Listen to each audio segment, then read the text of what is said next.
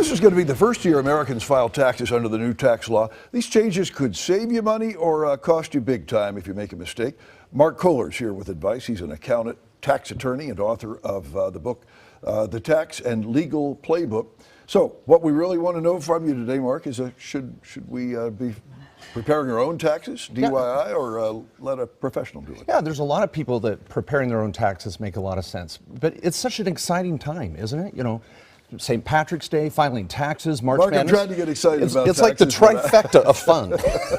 Maybe exciting for you guys. Yeah. But not the rest of us. Yeah. So is there a general rule of thumb as to who should go DIY with taxes? Or, no, I think if you're making less than $100,000, you may own a modest home, you don't have a lot of different sources of income, preparing your taxes has never been easier. The president promised his tax reform plan was going to be a lot more straightforward. Yeah. I think he said 1 page or something like that, but not quite that. But is it easier now? It is, and I think the trick is you find some software that makes sense to you, it's affordable. I like TaxSlayer, it's simple, it's easy, lots of support online, but find what works for you and then start preparing. And so for that sliver of people without a lot of sources of income, it is simple, easier, and refunds are up. They really are. We hear a little bit of negativity with people getting lesser refunds, but in general, they're up. Okay. So are you finding that more people are going to be doing it themselves? Yes. But here's the cautionary point. Now 1 out of 3 Americans have a side gig. The gig economy is booming. And that adds an extra form on your tax return. And it's not a bad thing. It leaves lots of opportunity for planning. And that's the Schedule C, C as in Charlie, and it's a great way to save taxes. I love that small business aspect. And a lot of people have that side gig. This gig economy is something I think a lot of millennials are involved in, don't you think? Yes, whether you're selling something online, driving Uber, a little side business, teaching piano in your home. But report it, be honest, get it on your taxes, and then take all those great write-offs. Does it help to incorporate? For some people? It does. When you're making a certain level of income, I wouldn't worry about incorporating if you just have this side gig. But once there's some liability exposure and maybe 30 or 40,000 of income, you got to be looking at it. Right.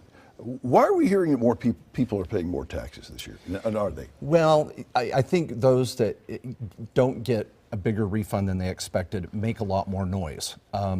The people that are getting a bigger refund are just taking the money and running, And so I wish that more people that are getting a bigger refund would get out there and broadcast it. But it's a politically twisted topic too, And so, but on average, we're seeing in that demographic of DIY, do your own tax return, we are seeing that bigger refund. Yeah, it's your belief that a lot of money is being lost each year from tax mistakes. People who just miss out on things. Yes, over 1.5 billion in unclaimed refunds.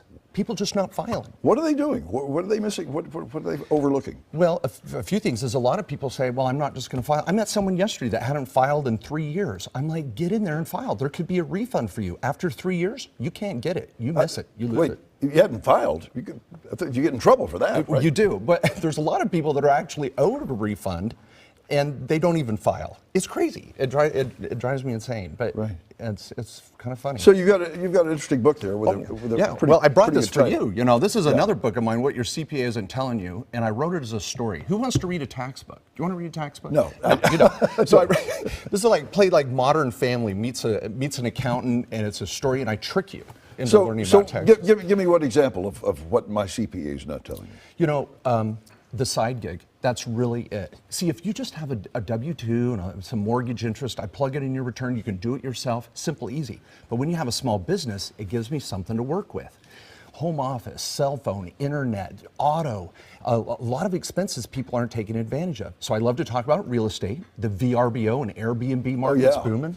Dog walkers, Yeah, all of that. So think about real estate, and online education couldn't be more affordable. I love Renatus for that. It's a great little program, and you can just study online. All right. Mark, thank you very much. Thanks for having me. All right. For more information, you can check out Twitter, Facebook, Instagram, or markjkohler.com.